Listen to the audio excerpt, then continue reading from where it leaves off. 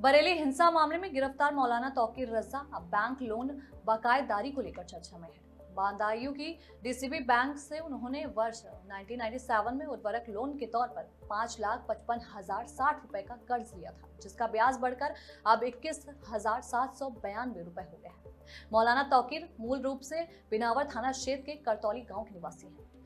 DCDF अध्यक्ष रविंद्र पाल सिंह के अनुसार उन्होंने करतौली साधन सहकारी समिति से फसल के लिए ये लोन लिया था, लेकिन आज तक न मूलधन चुकाया है और न ही ब्याज। बैंक की ओर से कई बार नोटिस और कुर्की की भी चेतावनी दी गई, पर वे राजनीति में सक्रिय हो जाने के कारण कार्रवाई ठंडे बस्ते में चली गई।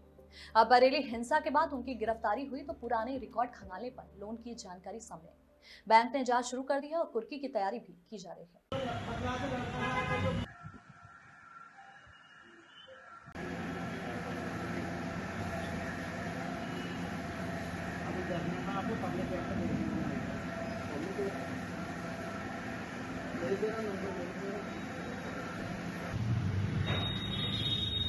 अच्छा तो साहब, क्या पूरा मामला आपके क्षेत्र में पता चला? तौकीर रजा पे कोई लोन है क्या?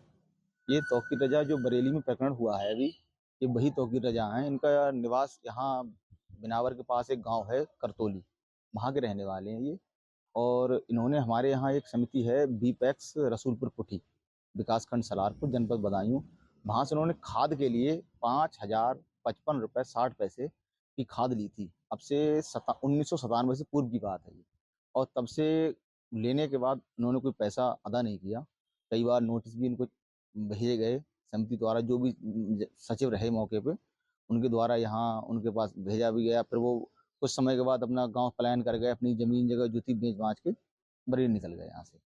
और हाँ, तो अब उन पे क्या कार्रवाई आपकी तरफ से हो रही है और कौन से बैंक का लोन था? ये जिला सहकारी बैंक है हमारी, कोऑपरेटिव बैंक, उसके माध्यम से, गोदाम के माध्यम से लोन कराया जाता है ये। और अब विधिक कार्रवाई जो भी है उच्च अधिकारियों द्वारा इन पे कराई जा रही है। आपके विभाग का, आपके बैंक से एक लोन है तौकीर रजा पे, क्या है पूरा? हाँ, ये बात सही है कि हमारी बैंक से इन्होंने बहुत पहले 1997 से पहले का लोन है इन पे। और इन पर कई पहले भी तगादे किए जाते रहे समय समय पर। और जब ये बात निकल के आई कि इन पर 97 से पहले का है और किसी भी उससे आच्छादित नहीं है, और बार बार इनको नोटिस भी दिए गए, है ना। और लेकिन आप जानते हैं उनका उनसे मिलना ही मुश्किल पड़ता है, नोटिस तो वापस, है ना। कितने का लोन लिया था और तो इन्होंने खाद का, हमारे यहाँ से सोसाइटी के माध्यम से खाद का लिए लोन लिया था, यूरिया, डीएपी, अन्य कीटनाशक पदार्थ लिए थे, जिसमें से करीबन 5,500 के आसपास। और उसके बाद नहीं दिए, इन पर ब्याज लगा के आज की तारीख में संग्रह शुल्क लगा के और बकाया ब्याज लगा के, अभी इस पर पैनल ब्याज नहीं लगा है। पैनल ब्याज 1% और बढ़ेगा। अभी सचिव साहब ने सिर्फ 10-70 की ब्याज कैलकुलेशन करके 28,346 रुपये बकाया, अभी इस पर 1% पैनल ब्याज और लगेगा। और इसमें विधिक कार्रवाई 95 भी हो चुका है। और इसमें जल्दी हम अपने उच्च अधिकारियों से मिल के इनके खिलाफ वारंट लेंगे और आगे की कार्रवाई करेंगे। तो ये कहाँ के रहने वाले थे, कौन से क्षेत्र ये बिनावर, हाँ, ये हमारे एक सोसाइटी है रसूलपुर पुट्टी, जो बिनावर क्षेत्र में पड़ती है, विकासखंड बिनावर में, वहाँ से है। और वहीं रहने वाले हैं, बताया गया कि वहीं के ये पैतृक निवासी हैं।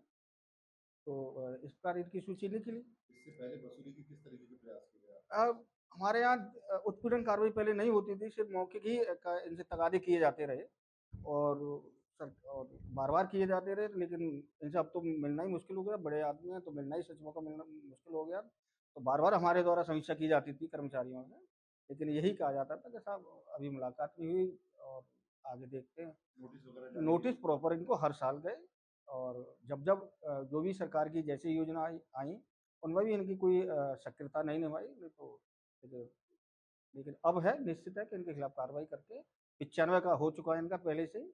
अब तहसीलदार से मिलकर इनके खिलाफ वारंट लेना है, आगे की कार्रवाई। धन्यवाद।